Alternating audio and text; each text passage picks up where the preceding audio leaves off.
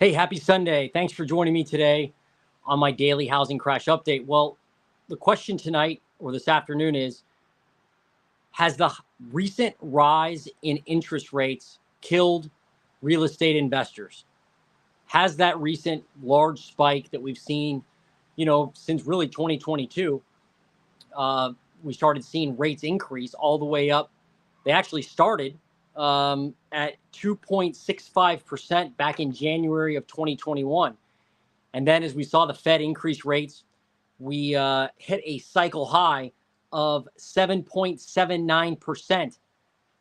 7.79% October 2023. So has that rise in interest rates, that rapid increase, has that killed real estate investors? Is it the end for real estate investors? Again, that's what we're talking about this afternoon. Thanks for joining me again. All right. So we know that rates went from 265 to 7.79. But how much do rates really affect housing demand? Well, I watched a clip from another YouTube channel called One Rental at a Time.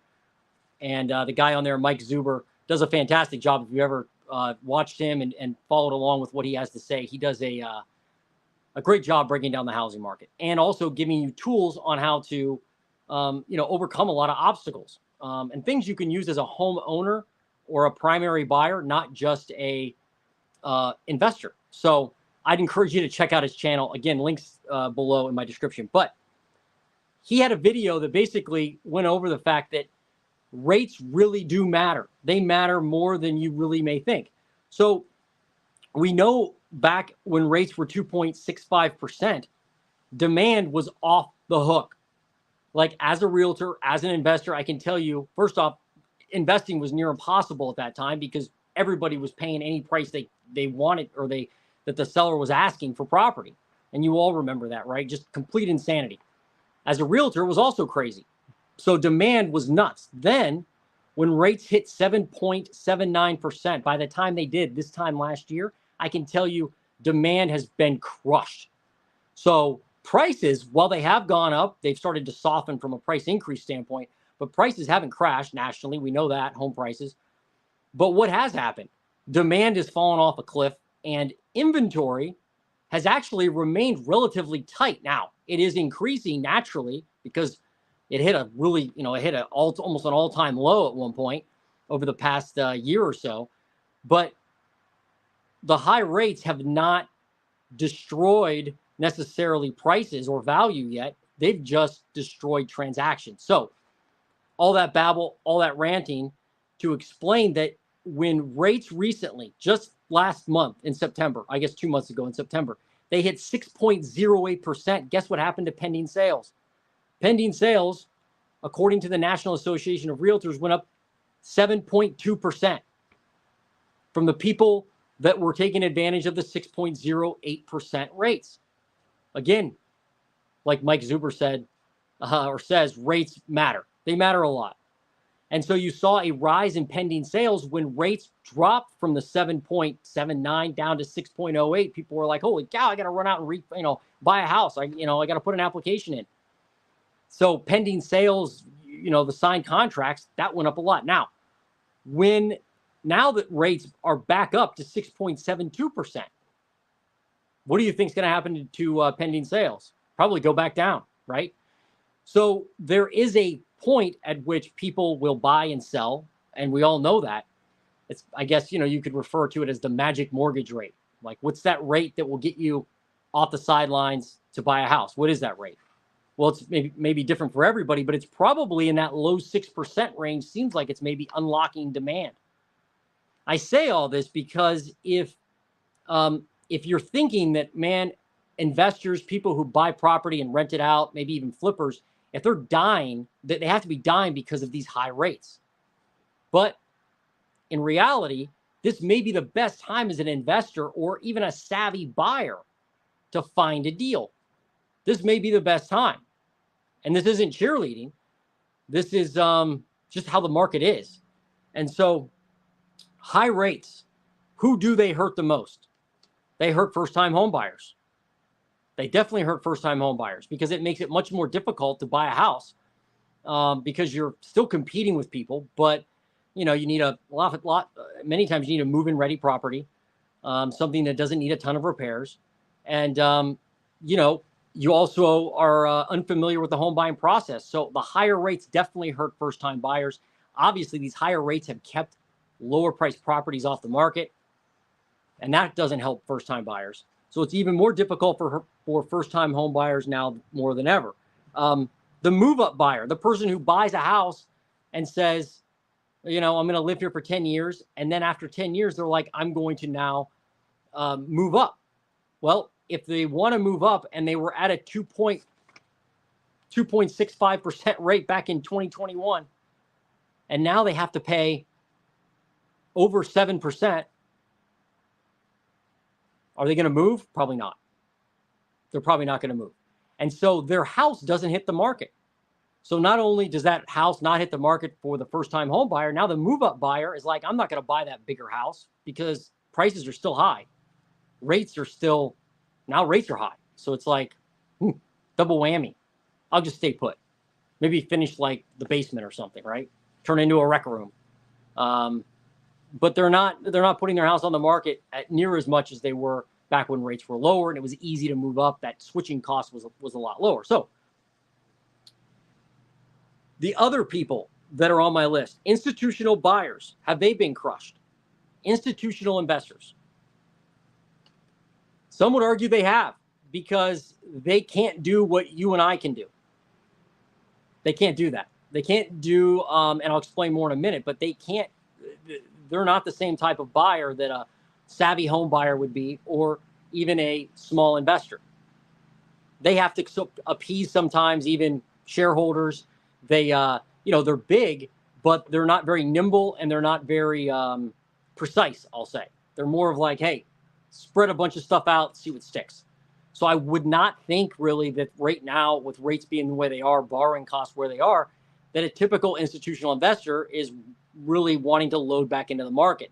I don't have the data in front of me, but I do know that has trailed off, right? You've seen a lot of institutional buyers back off the housing market. So we know that. So rates definitely matter. There's no doubt. So who's left? That's me and you. We're left. We're left on the market. So what I mean by that is, if you're a savvy buyer and you're someone and you want to buy a house to live in, not invest in, forget investing for a second, then this may be one of the best times to buy a house, or to at least hunt like your life depends on it. Because there are sellers right now, folks, that need to sell. There are houses rotting on the market. There are. And because there's so much equity out there, there's a lot of sellers that if they can't get the number that they're advertising, they may take a lower price. And guess what? Demand for that house is probably lower than it was definitely back in 2021. But if rates drop, if you're waiting for, rates to drop, or heaven forbid, prices to drop, like advertised prices on the market, you're going to have to compete with all those other people on the market again. But if you're out there now, it's kind of like you're just in the woods alone if you're deer hunting or something. I don't deer hunt, but I just, thought of that analogy. So it's like, yeah, out there right now is more of a blue ocean than just a big red ocean of just carnage. That's how I feel right now. Now, as a real estate investor, as a small investor, you really only need one deal a year, maybe one deal every 2 years. Like, you don't need like 100 doors every year, so having the correct expectation and the correct goal that, hey, I just need one property, that's why you can be choosy and you can use a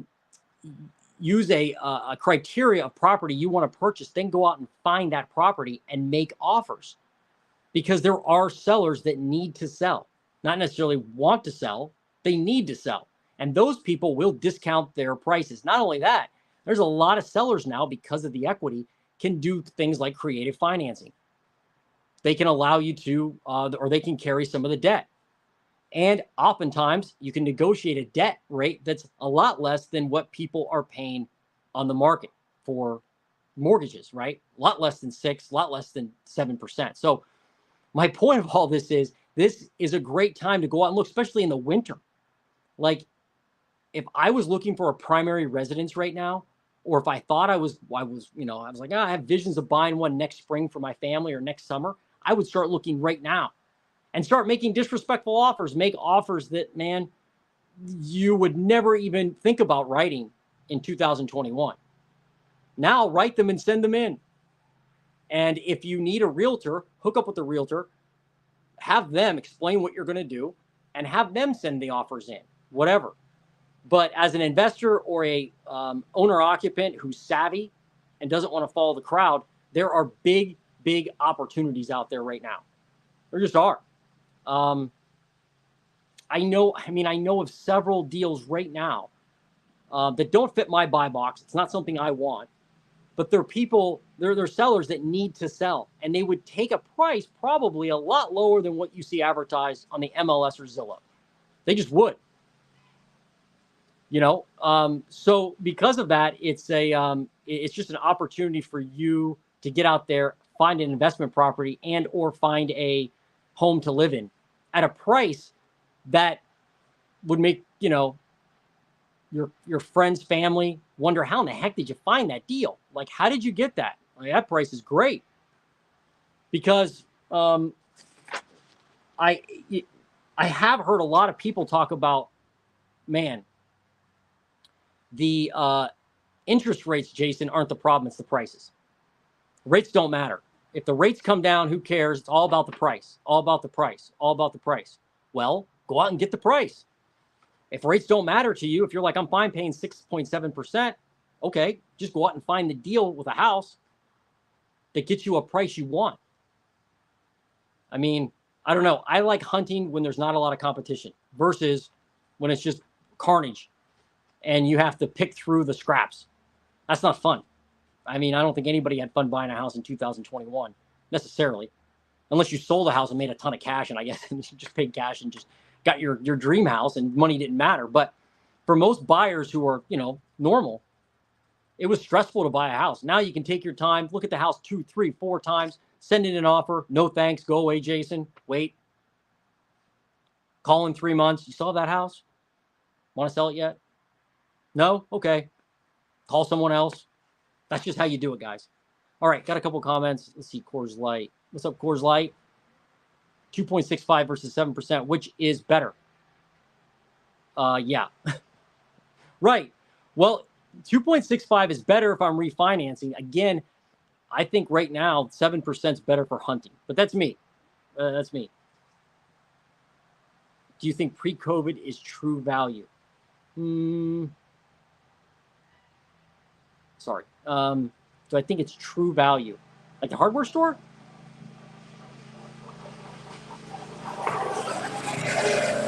Keep going. Go, go, go.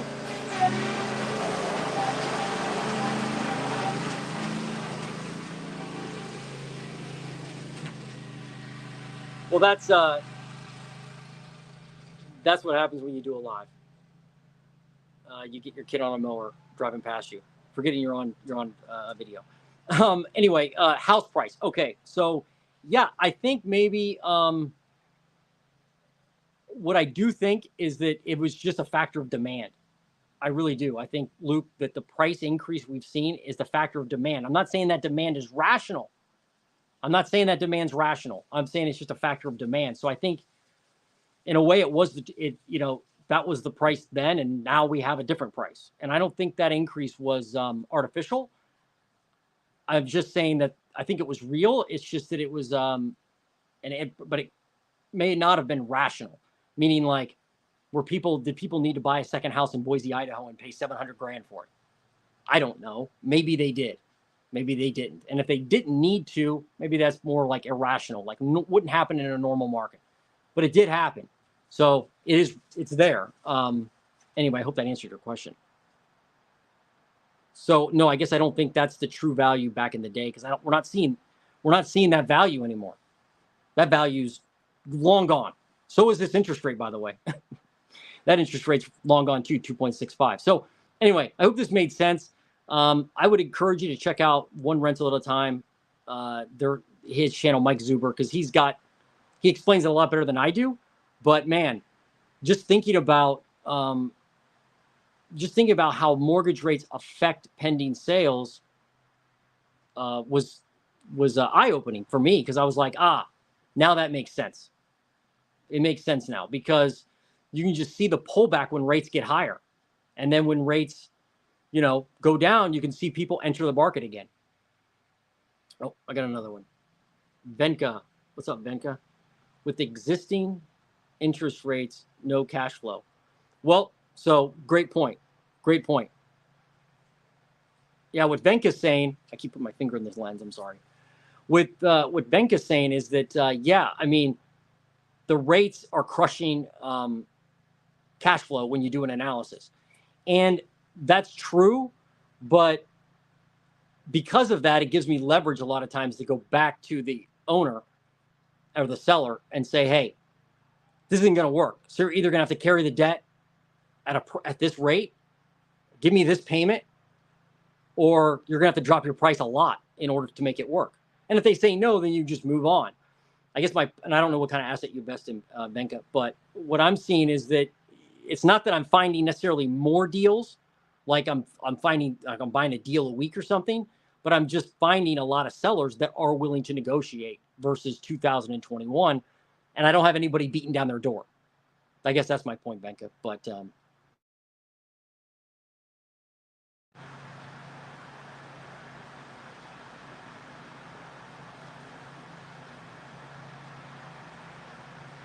I'm guessing some people are waiting for 2010 prices again. They may be waiting a while unless things go bad on Tuesday.